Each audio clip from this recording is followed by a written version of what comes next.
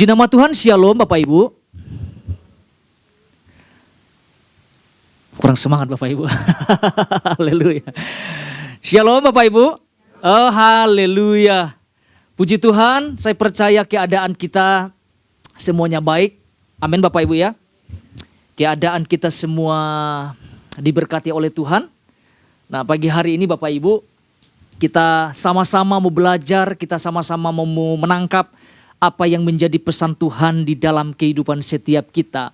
Pesannya gini Bapak Ibu, pesannya adalah tetap tersenyum di tengah berbagai tantangan. Ya. Tetap tersenyum di tengah berbagai tantangan. Pesan Tuhan ini tentunya sangat menarik dan sangat penting untuk kita sama-sama tangkap dan pelajari Bapak Ibu. Ya. Kelihatannya sederhana, namun serius, katakan serius Bapak Ibu.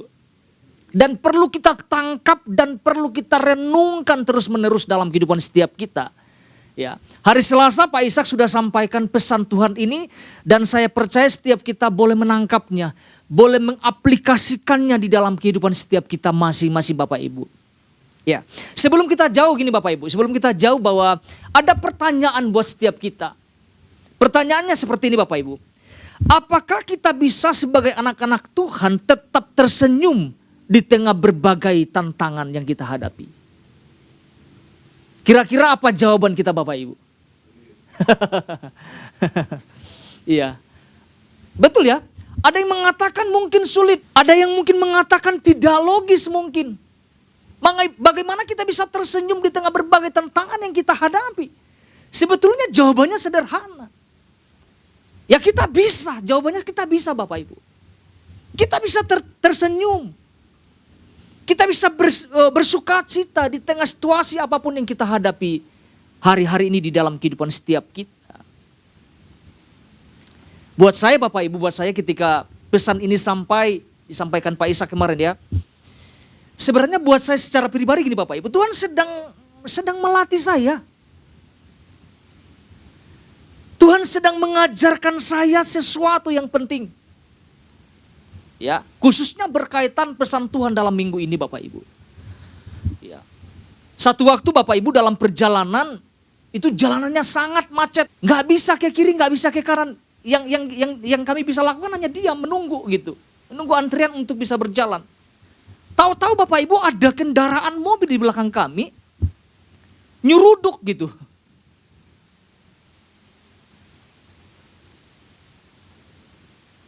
Bayangkan Bapak Ibu, hampir kami terjatuh, yang saya lagi megang motor gitu, tiba-tiba diseruduk, hampir maju di depan motor gitu, terjelungkup kayak seperti itu.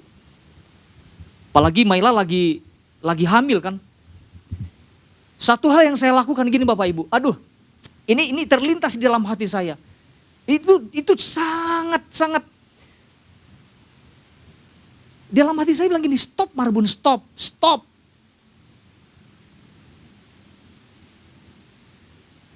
Saya nggak tahu itu udah kekuatan dari mana Bapak Ibu. Karena kita sudah hampir pembatas supaya knalpot itu sampai lepas gitu. Lumayan kencang. Muncul di dalam hati saya, stop. Jalan saja, stop, jalan saja.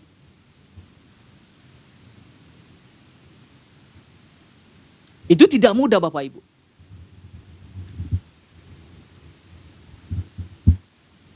Ya perut Maila hampir kerasa banget di belakang saya gitu.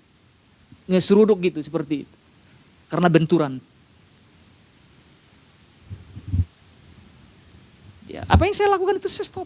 Saya langsung pergi aja udah.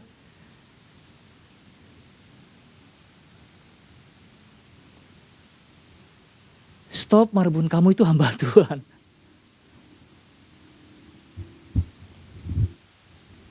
Ya karena saya bisa lihat di tengah jalan Bapak Ibu, orang turun bisa pukul-pukul. Jangankan, ya hamba Tuhan sampaikan, baru dilewatin gitu aja sudah kesal-kesal gitu. Ini diseruduk Bapak Ibu. Saya percaya itu ada Roh Kudus yang mengingatkan. Ada Roh Kudus yang mengajarkan sesuatu. Makanya ketika pesan ini datang Bapak Ibu, Tuhan sedang lagi ajar saya ternyata. Tuhan sedang lagi memperingatkan loh ini loh. tersenyum di tengah berbagai situasi yang sulit yang kita hadapi. Ya, apalagi kalau kita perhatikan di dalam inti pesan Tuhan Bapak Ibu, kita diingatkan ini sama Tuhan. Ini sungguh dahsyat dan luar biasa. Apa yang Tuhan sampaikan, ini yang Tuhan sampaikan. Tuhan mau kita menjadi orang percaya yang dapat menimpartasi salah satu ekspresi kerajaan surga, yaitu sukacita dan kegembiraan di tengah berbagai keadaan yang kita hadapi. Itu luar biasa.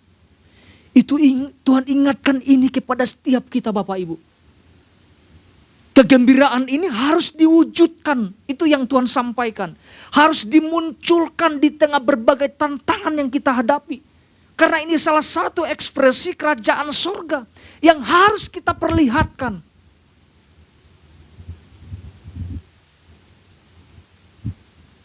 Saya guen, Tuhan ini lagi bercanda atau tidak nih?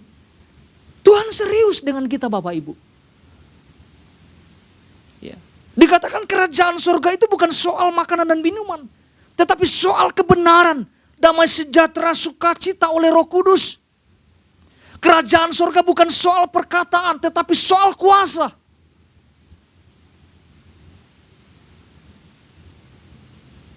Apa yang Tuhan katakan selanjutnya? Tuhan mau kita untuk tidak menjadi orang-orang yang pura-pura menebar senyum. Tetapi Tuhan mau kita menjadi orang-orang percaya yang dari ekspresi wajah kita menunjukkan sebuah ketulusan. Katakan amin Bapak Ibu. Mesti tulus ternyata.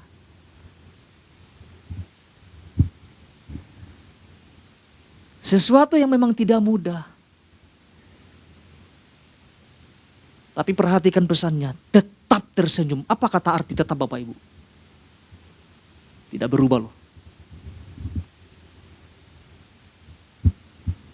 Tuhan tidak kasih pilihan buat kita. Dikatakan tetap tersenyum di tengah berbagai tantangan. Ini yang sama-sama kita tangkap, ini yang sama-sama kita hidupi di dalam kehidupan setiap kita Bapak Ibu. Kita semuanya Bapak Ibu. Kita mau lihat apa yang menjadi dasarnya Bapak Ibu ya. Ya, nanti Bapak Ibu bisa belajar ulang lewat YouTube apa yang Pak Ishak sudah sampaikan ya. Begitu jelas ya dijabarkan buat setiap kita. Ini yang menjadi dasar kita Bapak Ibu. 1 Petrus pasal 1 ayat 6. 1 Petrus pasal 1 ayat yang ke-6. Apa yang firman Tuhan katakan di sini? Dikatakan seperti ini Bapak Ibu. Bergembiralah akan hal itu. Ya. Sekalipun sekarang ini kamu seketika harus berduka cita oleh berbagai-bagai pencobaan. Sekali lagi Bapak Ibu. Bergembiralah akan hal itu. Sekalipun sekarang ini kamu seketika harus berduka cita oleh berbagai-bagai pencobaan. Pak Ishak sudah jabarkan tentang latar belakang dari perikop ini Bapak Ibu ya. Bahwa apa yang Rasul Petrus paparkan lewat suratnya ini bertujuan gini Bapak Ibu. Tujuannya untuk mendorong dan mengingatkan orang-orang percaya agar mereka tetap apa? Tetap kuat, tetap bersukacita, tetap tersenyum di segala keadaan yang mereka hadapi. Ya, kita sudah dijelaskan Bapak Ibu. Kehidupan orang-orang percaya di masa lalu begitu sulit dan tragis. Begitu tidak mudah. Bayangkan Bapak Ibu tidak dianggap. Orang-orang percaya pada masa itu direndahkan, diremehkan. Bahkan mungkin tidak diakui keberadaan mereka. Mungkin apa yang dialami orang-orang percaya pada masa itu kita alami sekarang ini.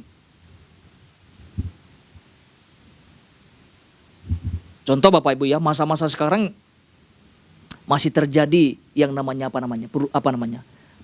pembubaran paksa ibadah, betul ya? Pernah nggak kita melihat di media sosial Bapak Ibu? Ada teman saya Bapak Ibu yang gerejanya di Soekarno-Hatta. Lagi ibadah tiba-tiba didatangin banyak orang. Sempat main ke rumah dia cerita, "Bang, aduh itu sangat menakutkan buat anak-anak sekolah minggu pada saat itu, tidak mudah." Ya karena lagi di halaman, lagi sekolah minggu gitu ya, tiba-tiba orang datang pukul-pukul gerbang. Akhirnya beberapa lama mereka tidak ibadah di tempat gereja yang sudah berdiri seperti itu. Itu tidak mudah Bapak Ibu. Situasinya mungkin kalau digambarkan mungkin sama. Penuh dengan ada pada saat itu. Saya cuma menguatkan teman saya doakan. Tuhan pasti buka jalan. Tuhan pasti selalu ada buat anak-anaknya. Akhirnya gak boleh ibadah. Mesti sewa tempat di mana-mana Bapak Ibu. Dan puji Tuhan sekarang, ya dengan beberapa lama Bapak Ibu ya. Sekarang puji Tuhan mereka bisa ibadah di tempat gereja yang sekarang, yang maksudnya mereka yang gereja lama. Kalau kita renungkan Bapak Ibu, tetap tersenyum di tengah berbagai tantangan. Itu Alkitab catat. Ada dasarnya di ayat 6 dikatakan bergembiralah. Pertanyaannya seperti ini. Mengapa kita harus bergembira? Nah kita bisa melihat bagian dari ayat sebelumnya Bapak Ibu. Dikatakan karena gini. Karena kita ini sudah dipilih dan diselamatkan oleh Tuhan. Katakan kita dipilih Bapak Ibu. Itu dasar kita bergembira, bersukacita karena kita dipilih oleh Allah. Ya. Bahkan firman Tuhan katakan dikuduskan oleh Roh. Bapak Ibu boleh baca di ayat yang kedua. Artinya dimeteraikan, dikhususkan, dipisahkan dari dunia ini. Artinya ketika kita dipilih, kita adalah orang-orang yang berbahagia. Kita adalah orang-orang yang bersukacita di dalam Kristus. Yang kedua, kita dasarnya dilahir barukan. Alkitab katakan dilahirkan kembali oleh kebangkitan Yesus Kristus dari antara orang mati. Dan yang ketiga, Pak Ishak sudah jabarkan ini tentang apa? Tentang adanya pengharapan yang sejati. Adanya harapan yang pasti di dalam Kristus. Dua hal yang disampaikan Pak Ishak secara cepat Bapak Ibu. Ini dua hal ya, ini sama-sama perlu kita renungkan. Ini penting sekali Bapak Ibu. Dua hal yang ini yang disampaikan Pak Ishak. Yang pertama itu karena di dalam Kristus ternyata ada pengharapan. Katakan pengharapan Bapak Ibu. Wow. Pengharapan kita itu teguh Bapak Ibu. Pengharapan kita itu dasarnya itu Kristus. Yang kedua, di dalam Kristus selalu ada pertolongan. Setiap saat, setiap detik Bapak Ibu kita perlu yang namanya pertolongan Tuhan. Katakan amin Bapak Ibu. Dan kira-kira Tuhan tolong kita gak Bapak Ibu? Jelas itu. Tuhan tolong kita. Tuhan tidak tinggalkan kita kok. Nah pagi hari ini Bapak Ibu saya tidak panjang-panjang lebar Bapak Ibu. Kita akan belajar satu hal. Apa yang boleh kita tangkap bersama-sama pada pagi hari ini. Ini yang saya mau bagikan kepada setiap kita Bapak Ibu. Bahwa di dalam Kristus itu selalu ada pemeliharaan. Katakan pemeliharaan. Di dalam Kristus itu selalu ada pemeliharaan yang sempurna. Saya mau sampaikan bahwa dalam keadaan apapun, dalam situasi apapun, dalam musim apapun yang kita hadapi dalam kehidupan ini, saya mau sampaikan ada pemeliharaan Tuhan yang sempurna dalam kehidupan setiap kita. Seharusnya gini Bapak Ibu, seharusnya itu yang membuat kita bersuka cita. Seharusnya itu yang membuat kita melompat-lompat kegirangan. Karena ada pemeliharaan Tuhan Bapak Ibu. Ya. Ini yang ternyata disampaikan oleh Rasul Petrus kepada orang-orang percaya di berbagai wilayah. Di Pontus, Galatia, Kapadokia, Asia Kecil dan Bitinia Bapak Ibu. Pesan ini yang disampaikan oleh Rasul Petrus. Ya kita bisa lihat di ayat 3 dan 5. Ini yang menjadi dasarnya Bapak Ibu. Ayat 3 sampai 5. Apa yang dikatakan di sini Bapak Ibu? Firman Tuhan berkata, terpujilah Allah dan Bapa Tuhan kita Yesus Kristus. Yang karena rahmat-Nya yang besar telah melahirkan kita kembali oleh kebangkitan Yesus Kristus dari antara orang mati kepada suatu hidup yang penuh pengharapan. Ayat 4, untuk menerima apa? Suatu bagian yang tidak dapat apa? Binasa. Yang tidak dapat cemar dan yang tidak dapat layu. Yang tersimpan di sorga bagi kamu. Ayat 5, ini yang menjadi penekanan saya Bapak Ibu. Dikatakan gini, yaitu, apa yang dikatakan? Mereka atau kamu Bapak Ibu? Dikatakan yaitu kamu yang dipelihara. Ada ada sebuah penekanan, yaitu kamu. Kita anak-anaknya, kita orang-orang percaya yang dipelihara. Bukan nanti dipelihara, bukan. Yang dipelihara. Dalam apa? Dalam kekuatan Allah.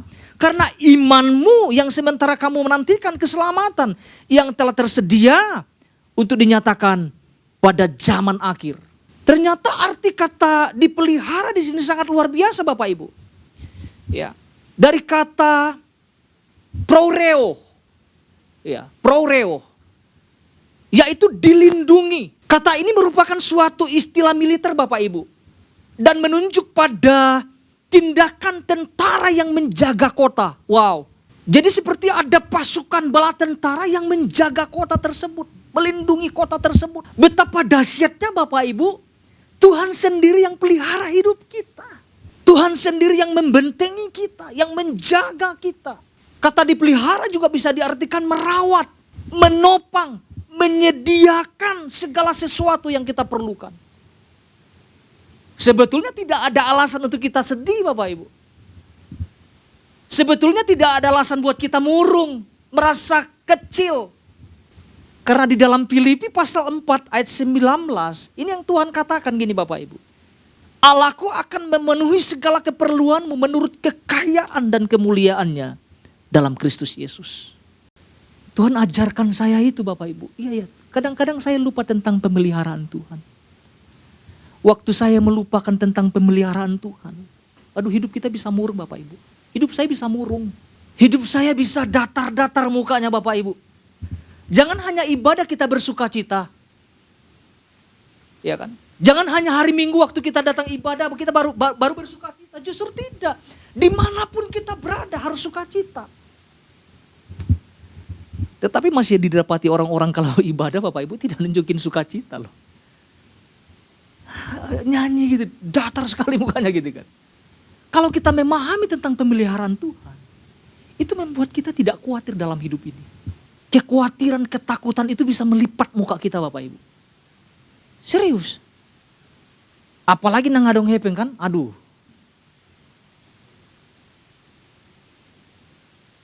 Bisa nggak kita tersenyum kalau nggak ada, ya, nggak ada duit Bapak Ibu? Bisa nggak kita? Harusnya bisa. Karena Tuhan tidak kekurangan apapun buat setiap kita anak-anaknya. Pemeliharaan Tuhan itu sempurna adanya. Ketika saya lagi mempersiapkan Bapak Ibu, saya merenungkan sesuatu. Tuhan kayak lagi bicara tuh, Marbun, saya yang pelihara hidup kamu. Yesaya pasal 41 ayat 13. Tuhan tegaskan ini, dikatakan gini, Yesaya 41 ayat 13. Sebab aku ini Tuhan Allahmu, memegang tangan kananmu dan berkata kepadamu. Apa yang firman Tuhan katakan Bapak Ibu?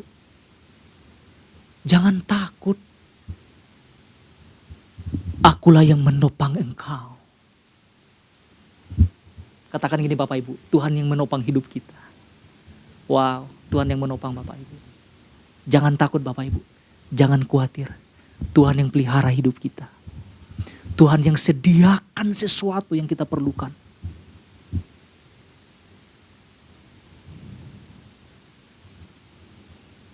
Jadi segala kekhawatiran apapun, segala ketakutan apapun, kita harus buang dalam kehidupan setiap kita. Ingat ada Tuhan yang memelihara hidup kita. Pemeliharaan Tuhan itu sempurna Bapak Ibu.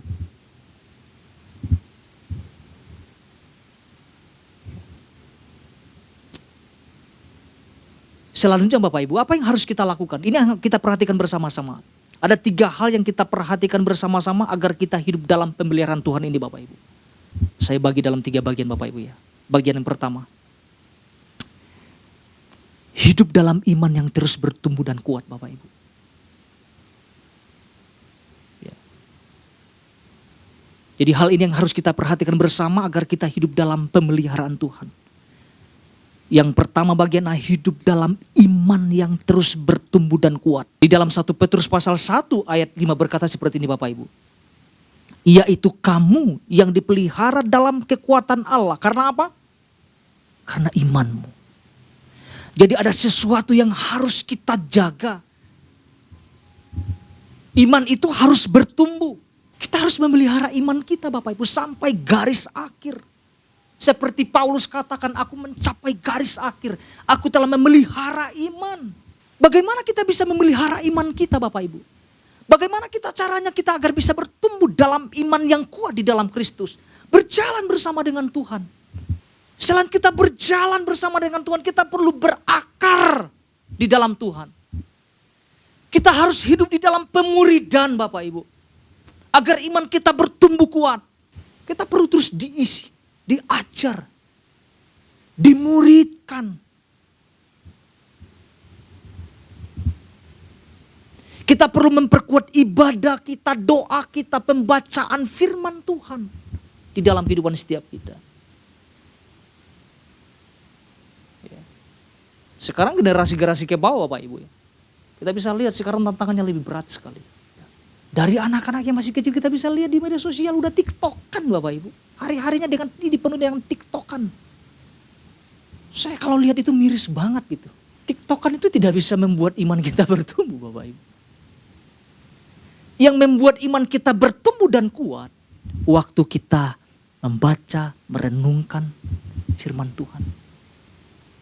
Waktu kita diisi, waktu kita bisa berjalan bersama dengan Tuhan.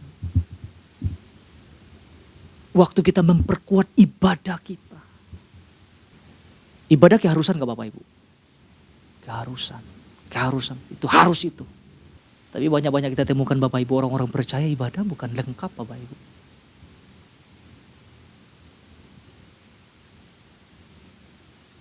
Yang nongol cuma satu. Harusnya ibadah semua keluarga ibadah. Begitu. Supaya apa? Supaya iman kita terus bertumbuh. Menjadi kuat. Yang kedua, bagian B. Tidak menjauh dari Tuhan. Di ayat 2 dijelaskan bahwa kita adalah orang-orang yang sudah dipilih. Kalau kita sudah dipilih Bapak Ibu, jangan menjauh itu maksudnya. Tuhan pilih kita loh. Kalau Tuhan sudah pilih jangan menjauh. Justru kita harus mendekat kepada Tuhan. Kita harus mengejar Tuhan hari lepas hari di dalam kehidupan setiap kita. Karena ini yang saya renungkan Bapak Ibu. Waktu kita menjauh Bapak Ibu, kita kehilangan arah loh. Kita kehilangan pegangan. Pada akhirnya kita andalkan kekuatan sendiri. Nah ketika tekanan datang Bapak Ibu, aduh kita gak mampu hadapi. Itu yang membuat kita susah untuk bersuka cita di dalam Tuhan. Saya ngalamin itu Bapak Ibu, jauh dari Tuhan itu saya ngalamin. Bukannya Marbun tuh rajin melayani, saya pernah jauh dari Tuhan. Saya melayani memang, tapi saya jauh dari Tuhan. Mungkin saya melayani karena jadwal saja. Tapi Tuhan temukan kamu jauh. Jangan merasa kita sering ke gereja. Jangan-jangan kita sedang menjauh. Jadi tidak ditentukan dengan banyaknya kita keterlibatan banyak dalam hal-hal kegiatan ibadah. Bukan. Jangan-jangan gini. Kita memang rajin melakukan sesuatu dalam hal peribadaan. Tapi Tuhan temukan kamu sedang menjauh. Kamu sedang bersembunyi. Di balik jadwal itu Bapak Ibu.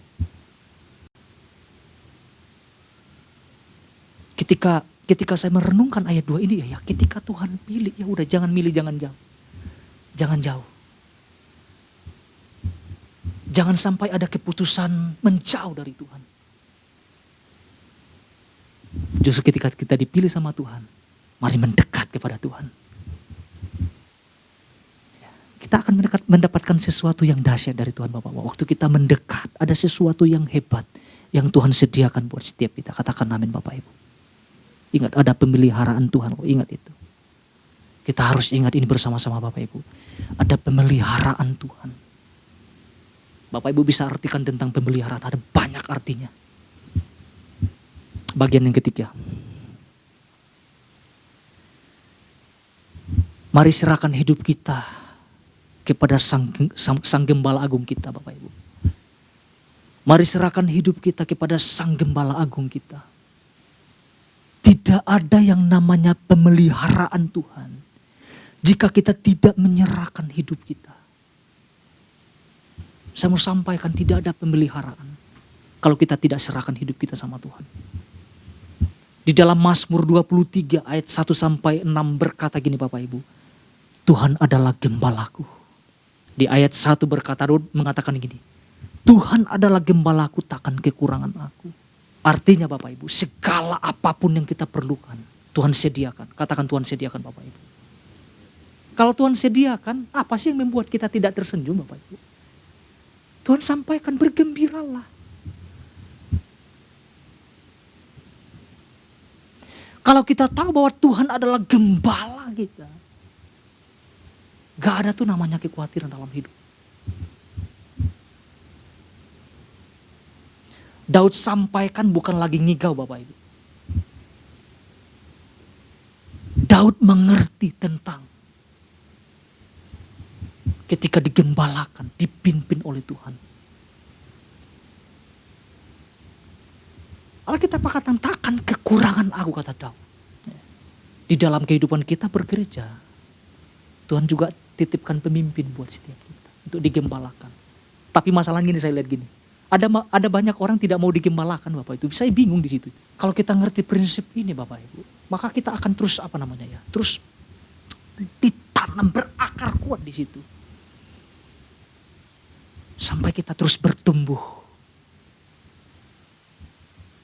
menuju kedewasaan itu. Ya. Jadi jelas adalah kita perlu menyerahkan hidup kita kepada Sang Gembala Agung kita, Tuhan Yesus Kristus. Agar hidup kita gini Bapak Ibu, hidup dalam pemeliharaannya yang sempurna. Saya akan tutup ayat ini Bapak Ibu. Mari kita lihat Matius 11 ayat 28 sampai 30. Ini udah sering kita dengarkan ayat ini Bapak Ibu. Matius 11 ayat 28 sampai 30. Dikatakan seperti ini. Marilah kepadaku semua yang letih lesu dan berbeban berat. Aku akan memberikan kelegaan kepadamu. Pikul lakuk yang kupasang dan belajarlah padaku. Karena aku lemah lembut dan rendah hati. Dan jiwamu akan mendapat ketenangan. Ayat 30. Sebab yang kupasang itu enak dan bebanku pun ringan. Dikatakan marilah kepadaku semua yang letih lesu dan berbeban berat. Aku akan apa? Memberikan kelegaan kepadamu. Jadi satu hal ini yang sama-sama kita pelajari Bapak Ibu. Bahwa di dalam Kristus selalu ada pemeliharaan yang sempurna. Tuhan Yesus memberkati setiap kita.